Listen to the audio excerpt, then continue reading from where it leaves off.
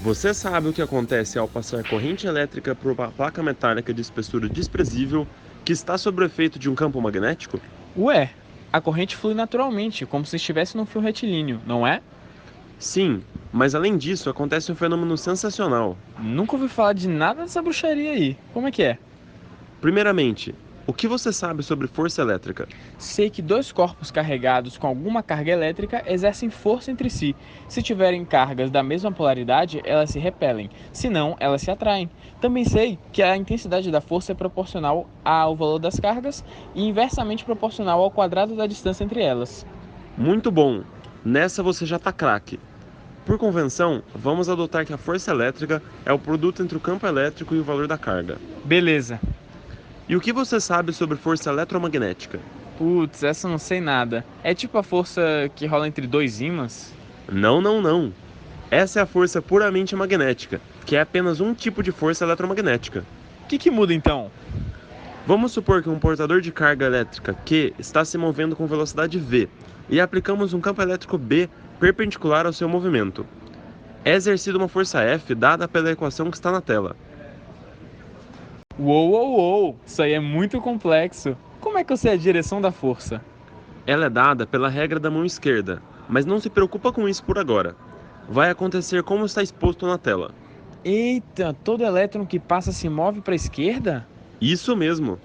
Ah, mas então pera. Se todo elétron que passa pela placa for movido para a esquerda, vai ter um acúmulo de cargas desse lado, não é não? Exatamente. E como temos muitos elétrons de um lado, temos lacunas do outro. Ah, então é criada uma diferença de potencial dentro da placa. Divertido!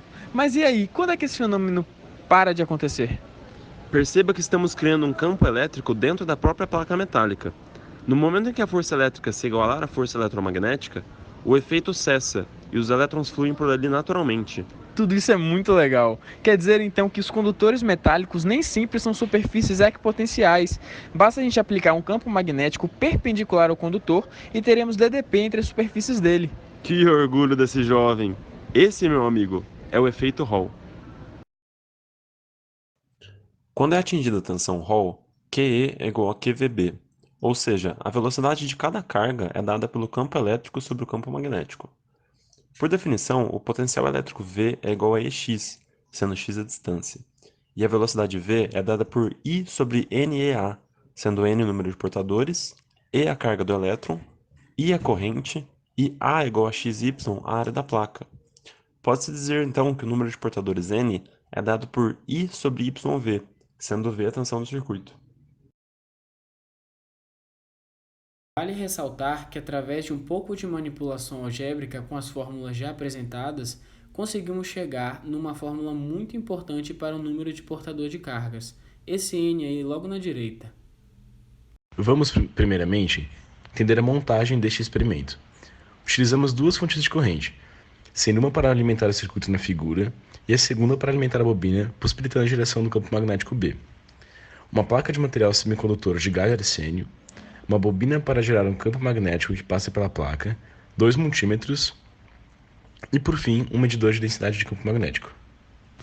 Inicialmente, medimos as chamadas tensões de offset, que são uma espécie de tensão residual acumulada na placa semicondutora devido à sua geometria, portanto, sem nenhuma influência do campo magnético. Medimos tais tensões nos terminais da placa para diferentes valores de corrente.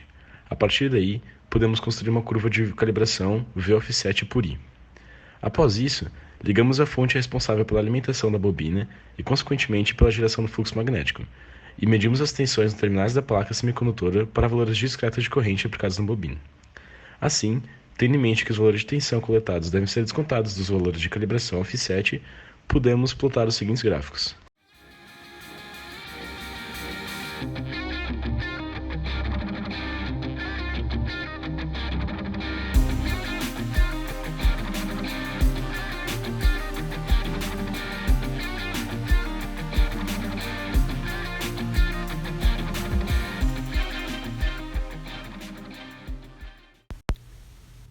Além de termos descoberto os valores dos coeficientes de Hall mostrados em cada gráfico, também conseguimos encontrar nosso N, o número de portadores de carga para nosso material semicondutor.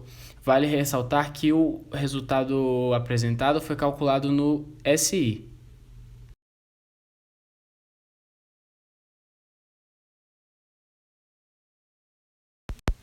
Podemos ver pelos gráficos V por I que uma tensão maior implica numa corrente maior, o que por sua vez nos permite classificar o semicondutor de galho-arsênio como do tipo P, ou seja, existem mais buracos do que elétrons livres.